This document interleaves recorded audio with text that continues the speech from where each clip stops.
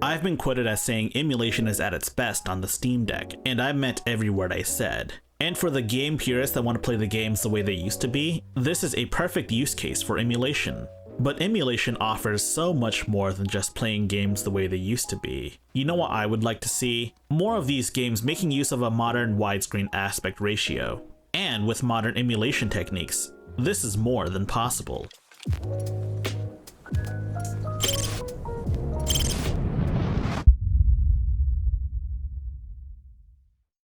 What do I mean by retro enhanced? Well, we're taking the original retro games and we're enhancing them to some degree, creating a new, modernized, yet very familiar experience. There are a wide variety of enhancements that can be achieved via emulation, though this one's going to be the most difficult one to achieve, and that is widescreen. As you may know, many retro games weren't designed with widescreen in mind. For example, the Super Nintendo didn't have a widescreen aspect ratio, 256 by 224, an 8:7 aspect ratio. That isn't 4:3 either, but it was designed to be displayed on a 4:3 television set, which was common back then. I mean, if you're watching this on a modern display, you guys should know that the letterboxing is pretty big, and you could totally play the game like this. It's perfectly fine. But letterboxes kind of annoy me, honestly. Thankfully, there's a better way. Widescreen hacks or widescreen enhancements for these emulators. While most modern emulators have a feature like this, but there are emulators designed around this feature. Widescreen hacks pose their own issues, especially in regards to games that weren't originally designed for widescreen. You see a lot of things that weren't meant to be seen, and as such, it could break the experience depending on what the game is. One more thing to note as well is that this extra space isn't treated as playable space in regards to the game. The game itself doesn't see this extra real estate, and as such, it doesn't really do much with the extra real estate. The game isn't made aware of it, and as such, the game treats it as if it's just not there. You can't actually move into this extra space, and enemies will pop out right out of the edge of the extra space. Without modifying the game itself, this is ultimately a vanity project. And don't get me wrong, it's a very good vanity project. And yes, it looks very nice, but depending on what game you're playing, it might just be better off played in the standard aspect ratio, unless there's a specific ROM hack for it. Thankfully, there is one such a hack for Super Mario World, and we're going to demonstrate how to install that today. Firstly, you'll want to download the project files from their GitHub page. You'll want to read the README to see which files are suitable. In this case, we're choosing files that are compatible with a 16:10 aspect ratio. You'll need a patcher utility, and this website here is a pretty good website for patching your ROMs. The ROM I'm using is a US version of Super Mario World. Select your ROM, and then select your patch. Your patch should be a BPS file. Apply the patch, and then save the new ROM. The zip file also has a corresponding BSO file. You'll want that BSO file, and you'll want to name it the same name as your patched ROM, and also have it in the same directory as well.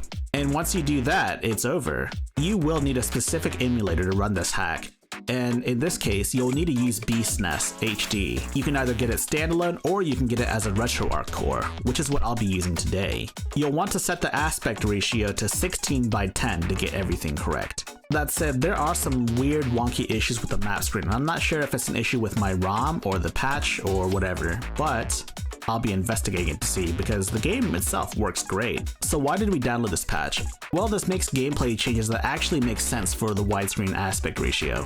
And yes, let's talk about 3D consoles, or 3D emulators for said consoles. And yes, quite a few of those emulators have an option to force 16:9 aspect ratios. Of course, they can exhibit some of the same issues that the 2D emulators can exhibit, though typically to a much lesser degree, given that, you know, it's fully 3D.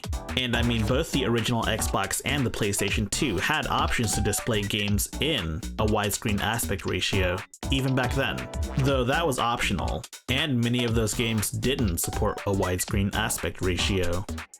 That's why widescreen hacks still exist for emulators like that, especially the PS2. As you can see here, we're playing one such a rare title, Yakuza 1 on the PS2. One of the few illustrious PS2 titles to support a 16:9 aspect ratio. Thankfully, after the PS2 era, almost all of the consoles from the PS3 era support widescreen. so there's no need for a widescreen hack there, thank God. However, we can actually go beyond emulation. This is a fairly new phenomenon, but there are reverse-engineered versions of games that exist. Unofficial PC ports of existing games that never made it to PC. You know, games like, I don't know, Ocarina of Time.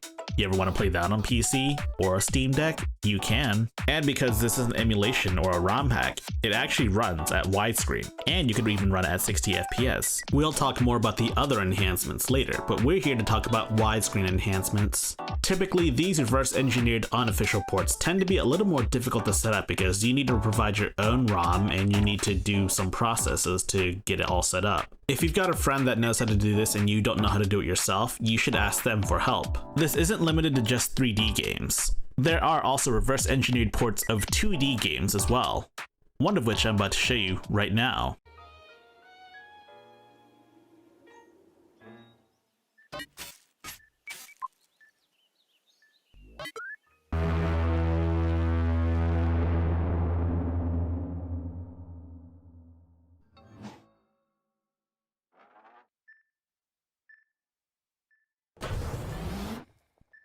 Sonic. This is Sonic 3 Air, or Sonic 3 Angel Island Revisited. It's a fan-made widescreen remaster of Sonic 3 and Knuckles. You will need a Sonic 3 and Knuckles ROM. The developers of Sonic 3 Air recommend sourcing a Sonic 3 and Knuckles ROM from your legit copy of Sega Mega Drive's Classic on Steam. The main problem with that is that Sega ended up removing that version of Sonic 3 and Knuckles, along with all of the older Sonic games as well, mostly in anticipation to Sonic Origins, which has its own can of worms, honestly. I'm not going to get into that here. And yes, despite the fact that Sonic 3 Air is in fact widescreen, it's about as pure Sonic 3 as you can get on PC, outside of like emulation or just playing Sonic 3 and Knuckles on Sega Genesis hardware. And heck, Sonic 3 Air still has the Michael Jackson music. So if you're upset over the fact that Sonic Origins doesn't have the Michael Jackson tracks in Sonic 3 and Knuckles, well, you're in luck.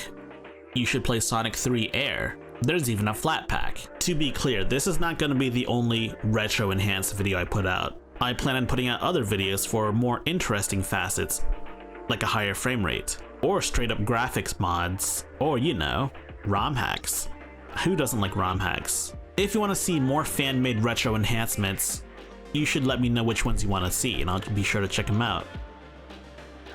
So if you like my content, please like, subscribe, share with your friends, join my Discord server, and also enable notifications.